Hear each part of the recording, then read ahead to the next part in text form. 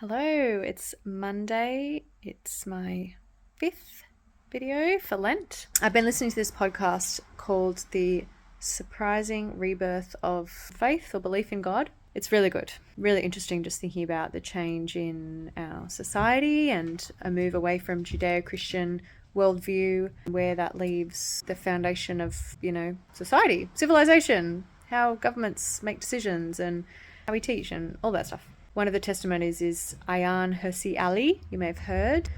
She grew up a Muslim. She became a strong atheist. She was basically the fifth horseman of those atheist groups of guys.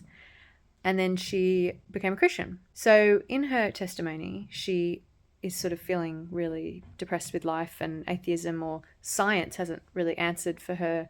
But what is the meaning of life? What am I doing here? Like, if there is nothing, then may as well just cut to the chase, shouldn't we? Like, that is the rational conclusion of it. But her therapist asked, if you could create a God, what would he be like? And so she listed all these attributes. And in the end, she realized she was listing the attributes of Jesus. So then she sort of started investigating and decided it was true. So I wanted to read for you today from Isaiah 11 in the Old Testament. It's a prophecy about Jesus, the King. So, when I read it, have a think of if you were to create a God or a king or a president, what characteristics would you want them to have? So this is what Jesus was to have. Isaiah 11 from verse 2. The Spirit of the Lord will rest on him, the Spirit of wisdom and understanding, the Spirit of counsel and of power, the Spirit of knowledge and of the fear of the Lord. And he will delight in the fear of the Lord. So he'll be wise, understanding, how good's that? Sympathetic, counsel. So he will actually receive counsel from the Holy Spirit, from God.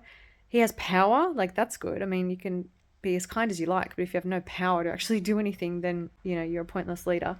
And the fear of the Lord. So this is a concept that's a little bit bigger for a 4-minute video. But if you think about our actions right now are determined by the fear of man.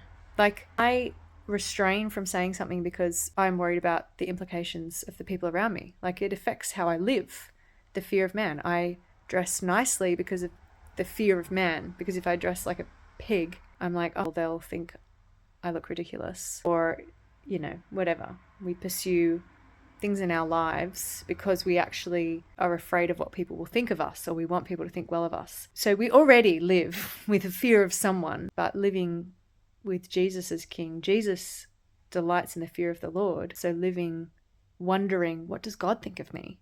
That's a far more important question and a much more important audience to be concerned about when we make decisions of how we are going to live. So anyway, the question I would like to ask you is the same as Ayaan Hirsi Ali's therapist.